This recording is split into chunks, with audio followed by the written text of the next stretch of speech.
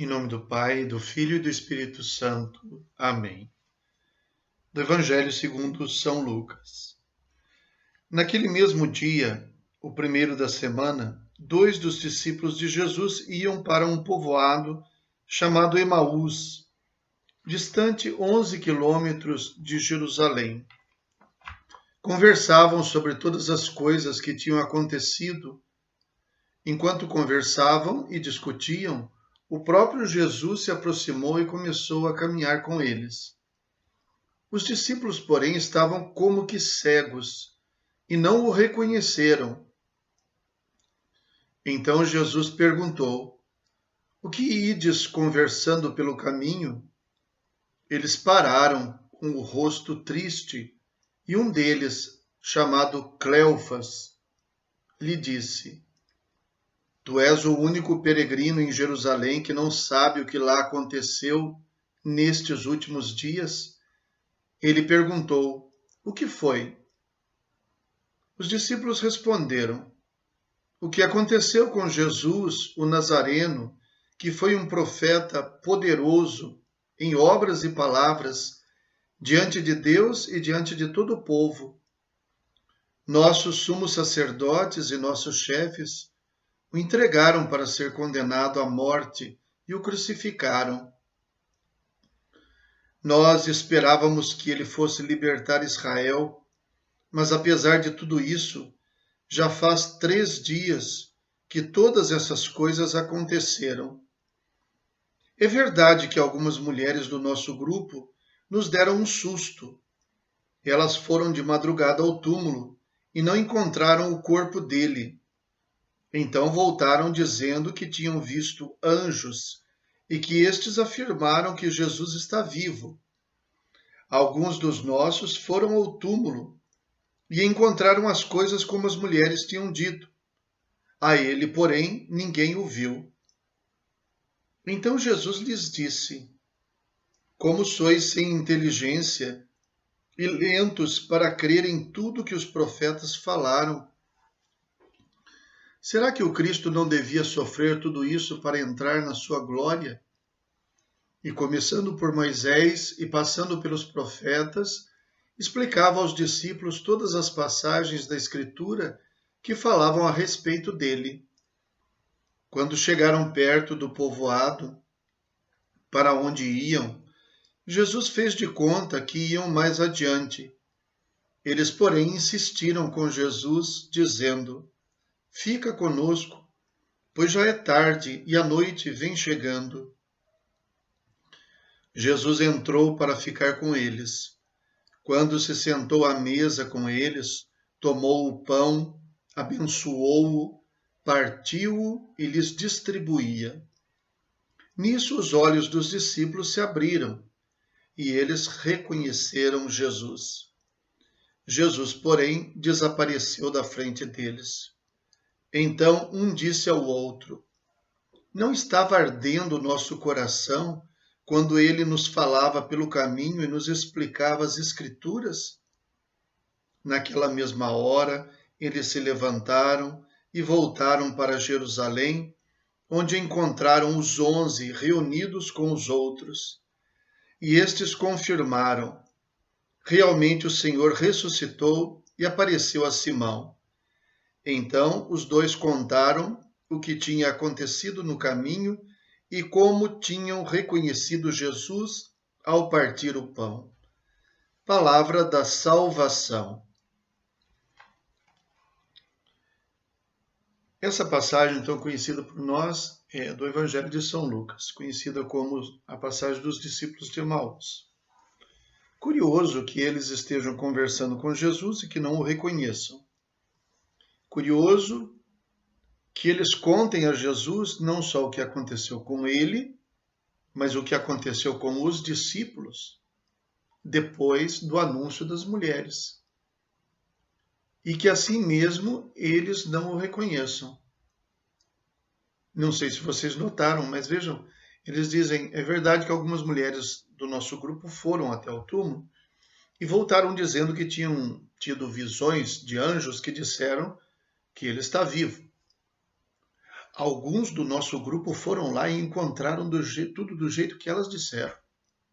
Mas a ele não o viram. Notaram? Ele estava diante deles, eles o estavam vendo e conversando com ele e dizendo, mas a ele ninguém o viu. E ele estava diante deles. Depois eles vão pelo caminho conversando sobre os acontecimentos e falando da sua tristeza. E o caminho deles era devido à tristeza. Eles estavam indo embora. Tinham desistido da sua caminhada. Discípulos, seguidores de Jesus, que provavelmente tinham ido para Jerusalém com ele. E agora voltavam para casa. Então, falando da sua morte, falando da sua tristeza, como se tivessem desistido de tudo, porque tudo tinha ficado lá no túmulo. E então Jesus, falando com eles sobre as Escrituras, mesmo sentindo o coração arder, isso não suscitava neles a capacidade de perceber que era ele. Ainda que ele estivesse falando sobre as passagens da Escritura que se referiam a ele e a sua morte. Como é que podem as coisas acontecerem assim e as pessoas não perceberem? Existe muita coisa na nossa vida sobre Deus que nós não percebemos. Existe uma presença misteriosa, mas real, que se deixa encontrar à medida em que nós somos capazes de ultrapassar os obstáculos que nós mesmos colocamos. Nós mesmos colocamos empecilhos. O próprio mistério da vida nos faz olhar para Deus.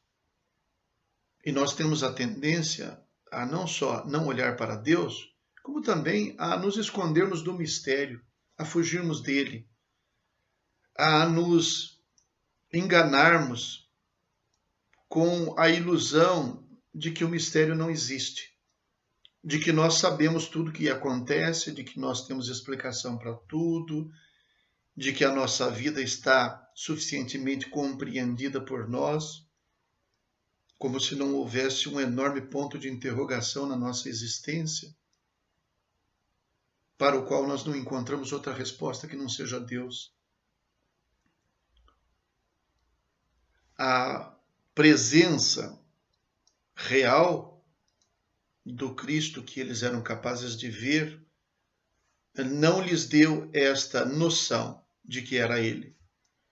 As palavras que vinham dele, as explicações sobre a palavra de Deus que se referiam a ele, eram capazes de suscitar sentimentos, mexer com o coração.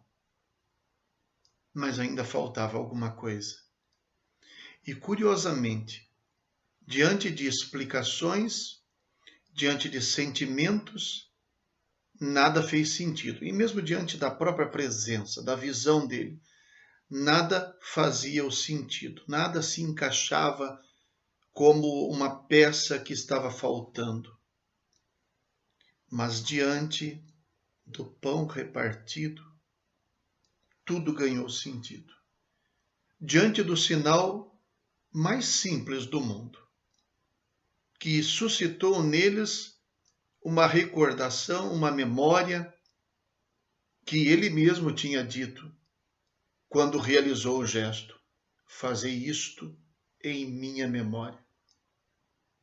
É interessante que num segundo tudo ganhou um contorno diferente. A partir daquele pequeno sinal, aquilo fez a diferença. Uma diferença existencial. Não só eles ficaram alegres porque perceberam que Jesus estava vivo, como eles refizeram o caminho. Tinham acabado de chegar. Refizeram o caminho voltando para Jerusalém. Por quê? Porque perceberam que tinham feito bobagem. Perceberam que tinham abandonado o caminho seguro que tinham percorrido com ele. Perceberam que faltou alguma coisa da parte deles. E, curiosamente, este sinal do pão que trouxe à memória deles aquela última ceia e que fez tudo ganhar um sentido novo, foi tão eficaz que quando eles estavam conversando com ele, olhando para ele, não percebiam que era ele. Quando o reconheceram pelo partir do pão, ele desapareceu. E assim mesmo eles continuaram certos de que ele estava vivo. A Eucaristia, desde o início, foi a participação no mistério de Cristo, que é muito maior do que a gente é capaz de dizer. É tão simples, é tão próximo a nós, que chega a parecer absurdo que nos possa dizer alguma coisa. Mas muitas vezes é exatamente nos sinais mais simples que nós encontramos aquilo que não encontramos na complexidade do nosso raciocínio ou mesmo na grandeza, na beleza dos sentimentos. A Eucaristia nos envolve existencialmente. Foi assim para os discípulos e continua sendo até hoje. Rezemos.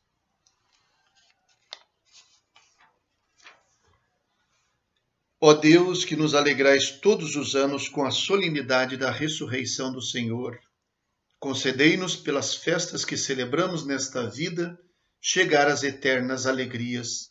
Por nosso Senhor Jesus Cristo, vosso Filho, na unidade do Espírito Santo. Amém. O Senhor esteja convosco. Abençoe-vos o Deus Todo-Poderoso, Pai, Filho e Espírito Santo. Fiquem com Deus.